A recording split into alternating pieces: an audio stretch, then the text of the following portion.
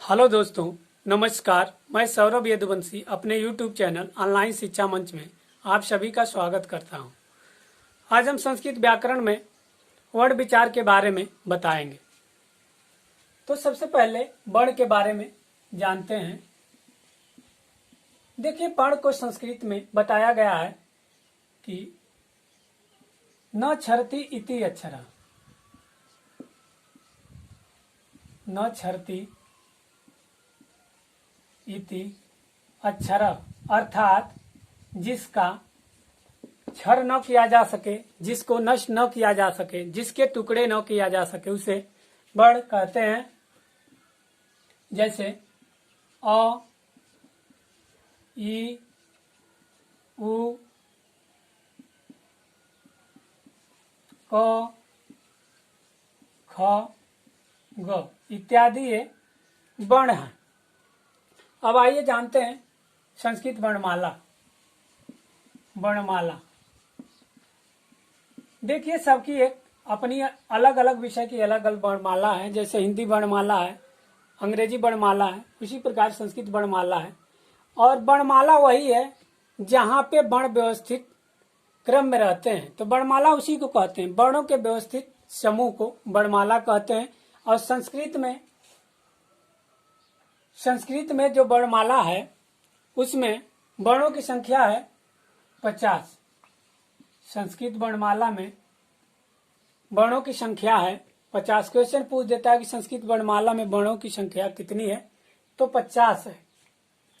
अब आइए जानते हैं वर्ण के भेद के बारे में। वर्ण के भेद देखिए, वर्ण के दो भेद हैं। पहला है स्वर और दूसरा है व्यंजन।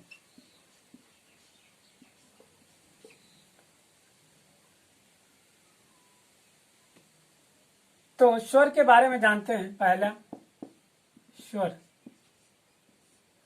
देखिए स्वर को संस्कृत में अच कहा जाता है। अच कहा जाता है। स्वर की परिभाषा यही है कि जो स्वयं उच्चारित किए जाते हैं, जो वर्ण स्वयं उच्चारित किए जाते हैं, उन्हें हम स्वर का कहते हैं। अर्थात स्वर वे स्वतंत्र वर्ण हैं जिनका उच्चारण करने के लिए किसी अन्य वर्ण की आवश्यकता नहीं होती है, उन्हें ही स्वर कहा जाता है। और संस्कृत में स्वरों की संख्या 9 होती है। संस्कृत में स्वरों की संख्या 9 होती है। कौन कौन होती है? देखिए, अ, ई, उ, री, लृ, ए, आय, ओ, औ। 1 2 3 4 5 6 7 8 9। तो स्वरों की संख्या 9 होती है संस्कृत में। अब आ जाते हैं स्वर के भेद के बारे में कि स्वर के कितने भेद हैं। देखिए, स्वर 3 प्रकार के होते हैं।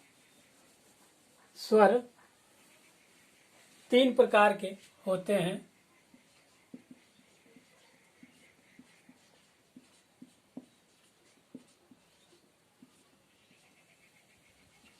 स्वर के 3 भेद हैं या 3 प्रकार हैं। पहला स्वर है इसमें ह्रस्व स्वर। ह्रस्व स्वर, ह्रस्व का अर्थ होता है छोटा, अर्थात छोटा स्वर।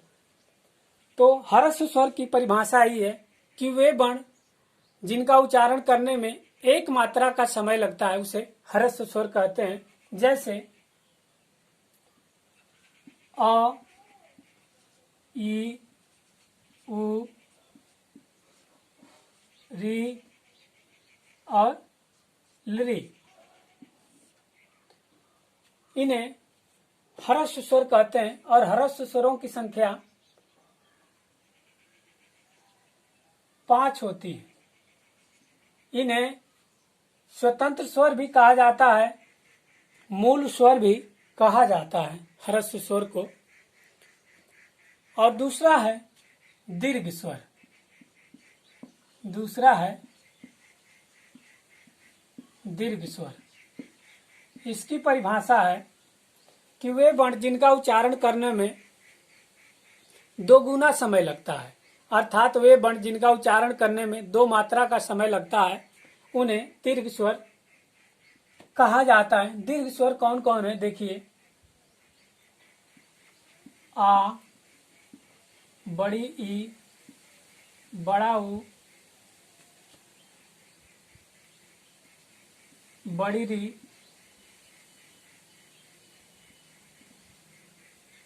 ए, ऐ, ओ और औ। और इन 4 स्वरों को संयुक्त स्वर भी कहा जाता है। संयुक्त स्वर भी कहा जाता है। और एग्जाम में पूछ देता है कि ये संयुक्त स्वर का निर्माण कैसे हुआ है। तो देखिए, ये अ धन ई से बना है, ऐ है, ये अ धन ए से मिलकर बना है, और ओ है, ये अ धन उ से मिलकर बना है, और औ है, ये अ धन ओ से मिलकर बना है। परीक्षा में इस रूप से भी क्वेश्चन पूछा जा सकता है। अब उसके बाद तीसरा आइए जानते हैं प्लुत स्वर। तीसरा जानते हैं प्लुत स्वर। और प्लुत स्वर की परिभाषा जानते हैं कि जिनका उच्चारण करने में 3 मात्रा का समय लगे, उन्हें ही प्लुत स्वर कहा जाता है। जैसे ओम, प्लुत स्वर, इनमें 3 मात्रा का समय लगता है और ये संस्कृत में ही प्रयोग किए जाते हैं। ओम।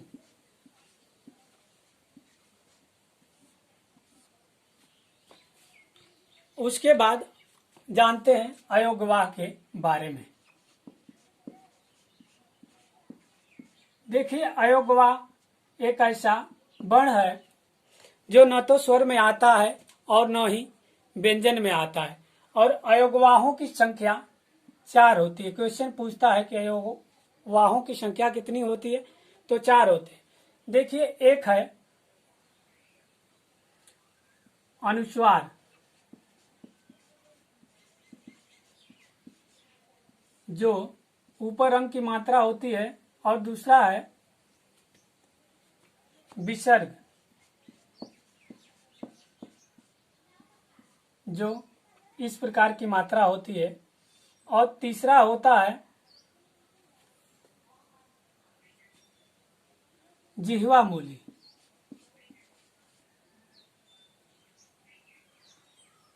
जिह्वा मूली। जिह्वा मूली क और ख के पहले आधे विसर्ग के रूप में लगा होता है। जैसे आधा विसर्ग हो गया, फिर आधा विसर्ग हो गया और क, तो क और ख के पहले आधे विसर्ग का चिन्ह जब लगा रहता है तो वो जिह्वा मूली होता है। और चौथा है उपधमानी। उपधमानी,